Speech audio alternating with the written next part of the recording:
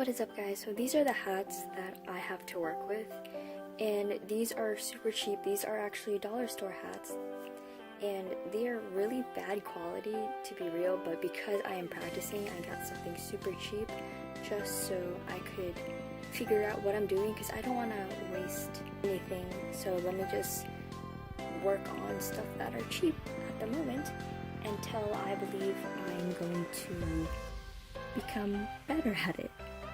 So to show you the actual quality, these are all the same hats, but like literally it is so terrible. So these are like the insides, and these are like if you really need a hat and are burning outside and need to stop at the dollar store. These are what these type of hat quality is. The brim is super terrible. This is how the structure is looking. So hard in the front and very loose and malleable at the back. But these are what I'm going to be working with today.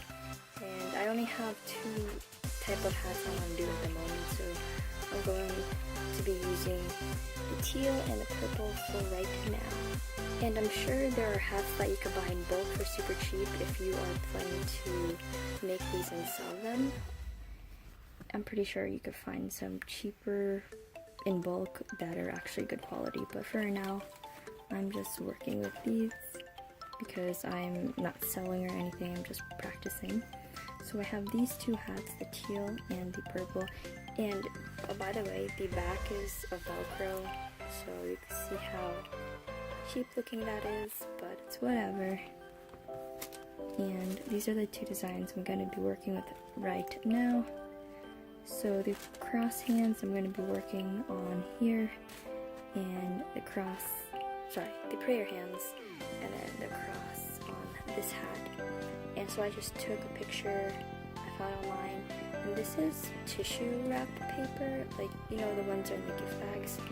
I had a lot of them anyway, so I had a pack. So I went ahead and traced on here, and I used pens, so it was an ink pen. I needed it to dry before I placed it just in case it might have bled. And by the way, I chose this because we're going to be sewing through it, and then at the end, of course, when everything is already set, we're just going to go ahead and peel this away.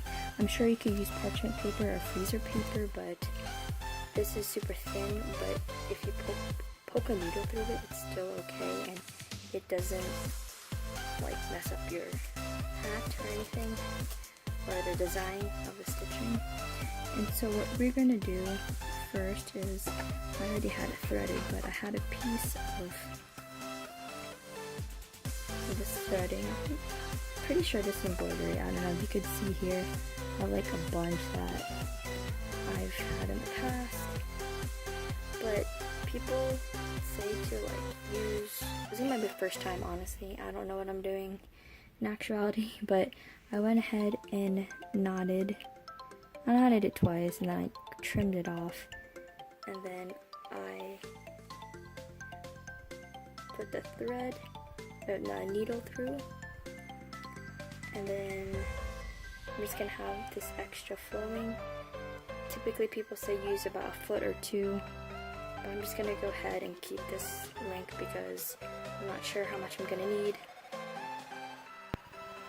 Okay guys, so we're going to go ahead and cut up our design, make it something more smaller to work with.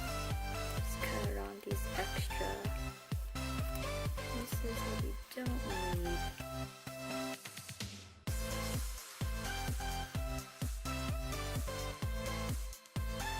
And go ahead and tape that down. Okay, it's all taped up, and the great thing about the tissue paper is that it's very flexible, so it could form against your surface that you're sewing on rather than other types of papers. But yeah, so have it centered the way you want it, and then tape it down, and then we're going to put our needle with its knot, and make sure you have the extra piece of string. One side is shorter so the needle doesn't come out. And so what we're going to do is come from the bottom. We're going to go through the actual hat and end up on one of these red lines, and that'll be our starting point.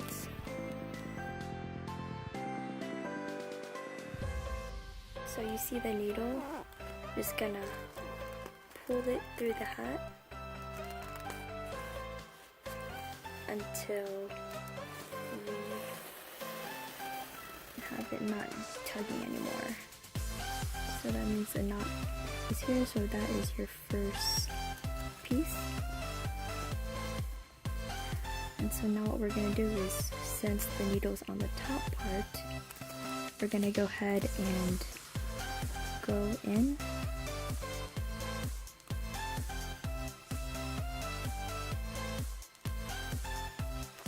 Okay, so the needle is there.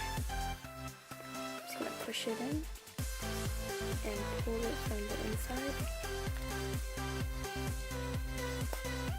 There we go. Keep pulling it until all that string is flush. And so that is our first stitch. So I'm going to be following this first finger, the index. Okay guys, so here's the more confusing part. Now that we're inside, we're going to bring the needle back up through the actual hat, but we're going to have it match up. We're trying to aim right next to the last stitch that we left. So this is going to be a little bit of trial and error. Right next to the piece we left before. I mean, there are different types of stitches that could make to ensure that you have no gaps, but honestly, I don't mind going back later and fixing them. And now we're pulling it back out, and so now your string is now on the outside of the surface. And now we're back at how we started before. So we're just gonna find another place to place our thread and just follow the line and poke it through it. And now your needle's through, and then we just pull again and make sure the knot of the needle goes through, and we just keep pulling. There we go. Make sure it's not too loose or not too tight. And now again guys, we're just gonna do this one more time, just to make sure that you got it. And if not, you can always watch other videos of how they do it. Since your needle's on the inside now, we're gonna poke it through the surface that's actually gonna be right next to the one that we hit before. Let's see. I'm going to try to aim it right here.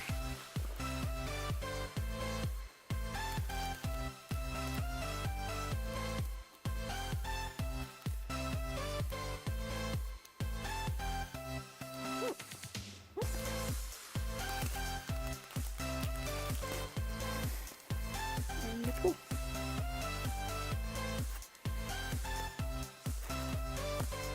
There we go, and just keep doing this all the way around until you have a completed image.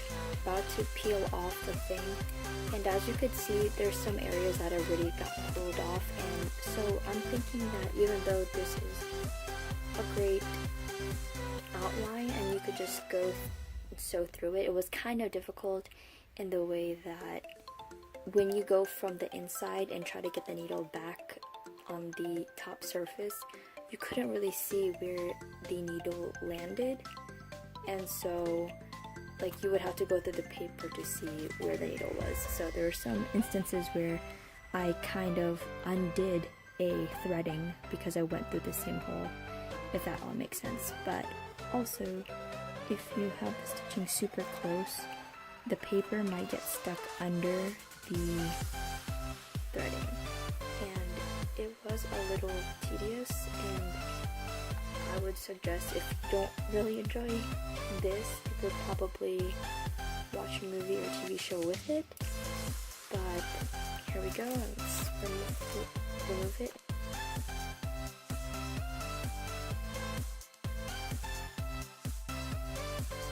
Go ahead and get a tweezer and take out all of the inside pieces. So this is how it looks like. I didn't actually knot it yet because I'm going to go back in.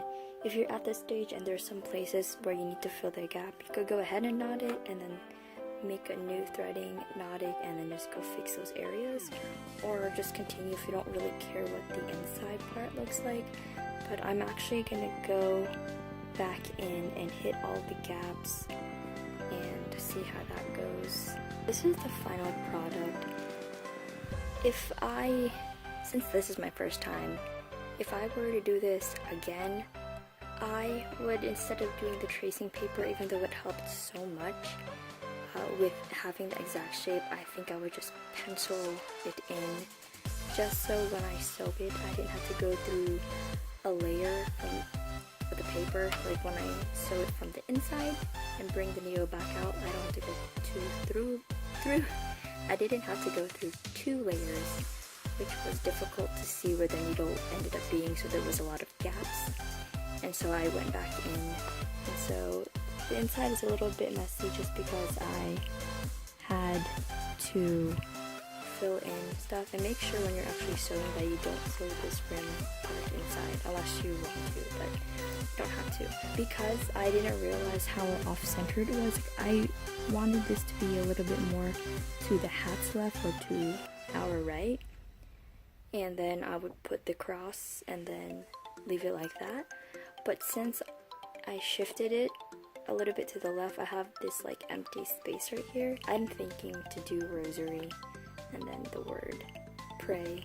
This is just the outline. If you have like a flesh colored type of thread, you could go ahead and fill it in and do shading.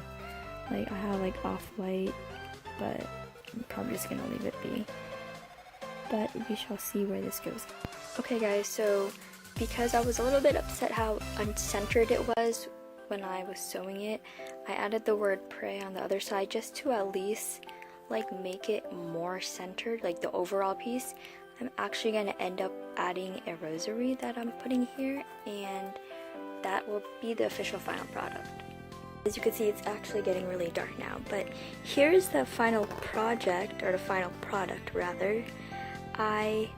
Again, I had a lot of space because the hands were shifted due to my sewing with the paper, which I do not suggest to use that method. I think you guys rather should just pencil in the design yourself.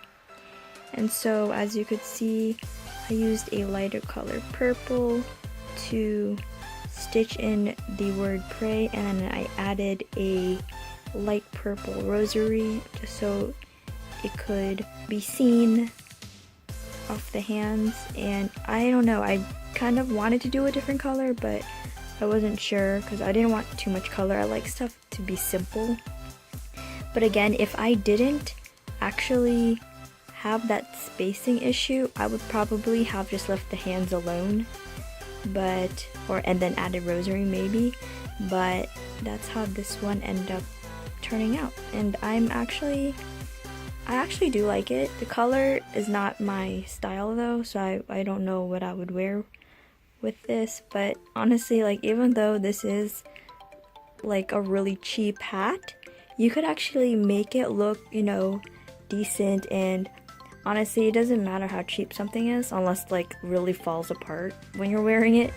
But if you can make it look nice and you don't use it that often, just like for a statement piece or whatnot, because this is probably not good as actual functionality, but you know, if it blocks the sun, I guess it will work, but it doesn't look too bad. So it's already nighttime, but I just want to say thanks if you made it through all of this long video. But thanks for watching, guys, and I will actually just upload this, and then when I end up doing all the other hats, I will do a follow-up video on what I actually did with the designs. So if you guys actually end up making your own hats, I would love to see your creations. Just tag me in one of social medias that I have below, and I'll be so happy to see them.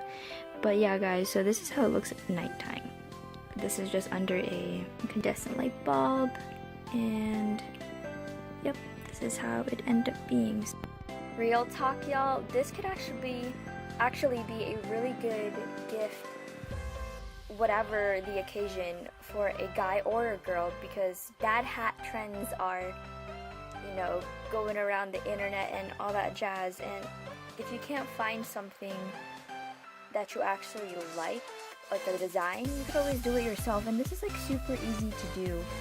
And again, if you don't have a design that you actually see, or it might be pricier than what you can afford, you could always make it yourself, DIYs. And I think DIY gifts are actually the best, like when you really love someone, you know, a friend or a family member. It's just a good gift. I think it's cool, and you could personalize it. Like, how cool is that? But I suggest, of course, buying a quality hat. Even at like Walmart, you could buy hats that are really good, that are actually the same quality as, for example, a North Face hat, which I actually have down here. Let's do a comparison. So, for example, this is a North Face hat, and this is a dollar store hat. So you could see how flimsy this cardboard is, but this is like, you can actually hear it, like it's really thick, and then the cardboard here is structured so it doesn't fall down. Here you could just bend it like that, and it's sturdy, and I'm pretty sure you could find the plain hats just like this that are quality, just doesn't of course have the brand name on it or whatever, but you could find quality hats like this, I'm sure, at Walmart, and that would be a great base for what your design would be. But I hope you guys are doing amazing, and don't forget that God's love for you is infinite.